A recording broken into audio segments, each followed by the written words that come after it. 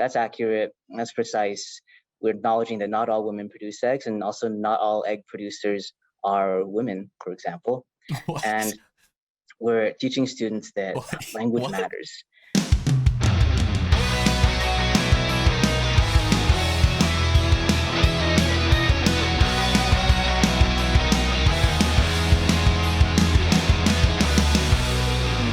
Welcome to the Bald Brad Show. In this episode, we will be reacting to a clip from Libs of TikTok that shows a biology teacher talking about how language should be more inclusive in a biology class, as well as not all egg producers are women. Folks, this is just another example of the indoctrination that's taking place inside our classrooms. And before we jump into this clip, as always, if you want to support us here at the Bald Brad Show or support a conservative, make sure you hit that like and subscribe button. Share this link with your friends and family all over social media. With that being said, let's jump into the clip. Classroom, we need to be a stickler for inclusive language in any conversation, and especially in the content that we teach. I'd like to give some examples from my content, which is science. I've mostly taught biology, and when we're teaching about life and living things, we need to be clear that we're including all living things, including all people in that. So I want to offer one resource that I'm going to drop in the chat from my website. So me and two other trans-identified high school teachers put together a language guide. Our site is called genderinclusivebiology.com. And some things that we come up on a lot are, if we're teaching about cell division or reproduction, a lot of textbooks, a lot of existing teaching will say, well, women produce eggs. Males are more likely to be colorblind. The mother carries the fetus for this many months. And some ways that we can show our support for trans and non-binary students are just to clean up that language, be more precise. We can be more accurate and be more inclusive. So I would say, no, it's not women that produce eggs, it's ovaries that produce eggs. That's accurate, that's precise. We're acknowledging that not all women produce eggs, and also not all egg producers are women, for example. What? And we're teaching students that language matters. We're not just talking about imaginary people and living things, that our language impinges on the people in our classroom and in our community. Okay, so a few things with what this person said. The first one being at the beginning of the clip, utilizing the terms inclusive language. Now, many of you may or may not know, but I'm a high school math teacher myself, and I'm in the STEM fields just as a biology teacher is. And I utilize inclusive language in the classroom just as many other educators do. The idea behind using this type of language is to take content and have it relatable to a broad range of students so they could take that, assimilate it, and make meaning from it, and then engage with it. So that part I agree with. The part that I don't agree with is utilizing this inclusive language that builds up the possibility of opening doorways to have conversations with students that you shouldn't be.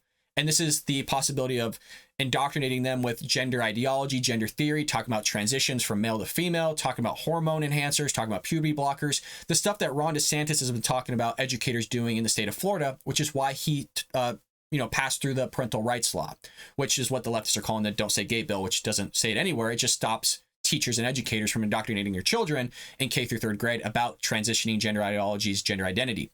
So this idea of using inclusive language, yes, is a good thing, but when you have certain educators using it for their benefit to open the doorway to have these types of discussions with students poses a problem. And a lot of parents, statistically, over 70% of parents don't want these types of conversations to be happening with their son or daughter in the classroom.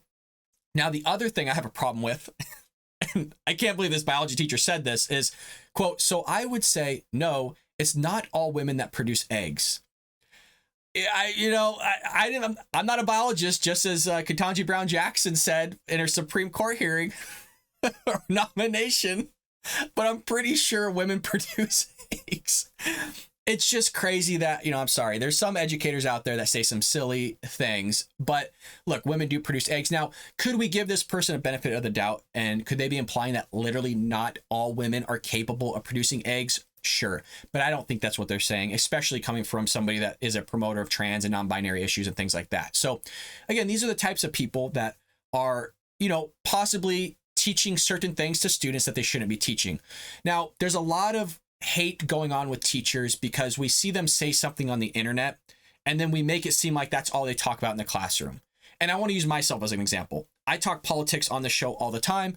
I talk about how, hey, I'm not for teachers teaching trans and gender identity in the classroom and things like that. But I'm a math teacher. I don't talk about politics in the classroom, like almost ever. At the same time, I'm not talking about trans. I'm not talking about gender identities. I'm not talking about anything. I'm not talking about Joe Biden for the most part, unless it's finance and how it correlates to taxes and things like that. So, I want people to understand that just because you see maybe an LGBTQ teacher that has a flag up in the background or whatever, that they might actually be a good teacher. And just because they're espousing their certain ideologies on the internet does not mean that they're actually teaching in the classroom. So I just want to be clear with that, because again, I'm not for indoctrinating children like this, but at the same time, just because a teacher posts their ideas and their viewpoints on the internet does not mean that they're actually teaching in the classroom. So again, folks, just something to be aware of. But it is interesting to have this, this guy or gal, I don't know, I think they might be trans, saying that not all women produce eggs. It's a little crazy. Look, you could say that eggs are produced in the ovaries, but then you should also follow up with, well, women are the ones that have ovaries. As far as I'm aware, unless there's some sort of, unicorn magic wand out there that's changed reality in some way, shape, or form to where men can have ovaries, which they can't, by the way, then maybe sure. But as far as I'm concerned, women are the ones with ovaries and the eggs. The men are the one with testicles and sperm. But, hey, I only got an A in biology in high school and college. I don't know. Well, anything else to be added here from Blaze Media says, in the video, Long mentions a website, Gender Inclusive Biology, that Long founded with 2 other trans-identified high school teachers, as well as the site's language guide that helped inform Long's inclusive language push, stated in a clip. Long wrote last month in a National Education Association member spotlight that when students learn biology, they're entitled to see their lives reflected in this so-called study of life. I grew up learning that a baby is made when a sperm cell from the dad meets the cell egg from the mom, and that's not good enough. For today, that language doesn't represent our diverse genders, sexualities, and families in our schools. So I created Gender Inclusive Biology, a growing collection of resources and training on how to teach accurate, inclusive, and future-ready biology. And I look forward to continuing the work of creating classrooms where every student belongs, the essay bio states. Now, again, can we just kind of zoom in on this, because this is where it gets dicey. For today, that language doesn't represent our diverse learners, sexualities, and families in our classrooms.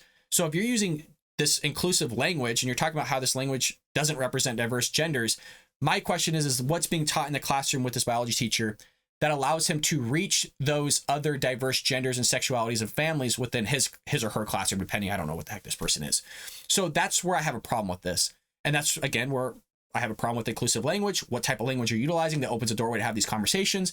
And also, this person's clearly teaching the wrong thing if you're saying that women aren't able to produce eggs, or not all egg producers are women, and that you're just going to kind of hyper focus on the ovaries, but you're not going to hyper focus on women are the only ones with ovaries. So all this stuff is wrong. But again, folks, it's another method that is being utilized in the classroom where indoctrination is happening. And again, as a teacher, I'm not for indoctrinating your children. I'm there to teach them the mathematics. And the great thing about mathematics is I ain't wrong. You either got the answer right or you didn't. There's no political agenda behind it. Look, you screwed up. This is how you do it. This is the formula, vice versa. So that's why I love teaching math, because look, there's no politics involved, man. You got it wrong. But the thing though is that there's certain facts within the sciences that is just fact. Women are the only ones that can have babies. Men can't. But that's changing. To give you an example of how that idea would infiltrate into the mathematics field, and they're trying to do this, by the way, is 1 + 1 doesn't equal 2, or 2 + 2 doesn't equal 4 anymore. It equals 5, 8, 10, hell, it's whatever you want, right? It's whatever you identify as. It's whatever you feel like it is. This is what they're trying to do in the classroom, and this is what they're doing in biology. This is what they're doing in possibility of chem, physics, definitely English class and others, is that they're changing things to not fit with reality. It's whatever you feel now. It's whatever emotion is going through your heart and mind, things like that. So folks, with that being said, let me know what you think about this. Do you agree? Do you agree with what this biology teacher's saying, or do you disagree with it? And also, let me know your thoughts on that statement that I made about just because a teacher speaks their mind on the internet doesn't mean that that's what they're teaching in the classroom. Has that maybe changed your viewpoint on some of the things that are being talked about in the media? Let me know in the comments below. And as always, folks, make sure you hit that like and subscribe button. It does help support the Bald Brad Show. And folks, I will see you later today here on the Bald Brad Show.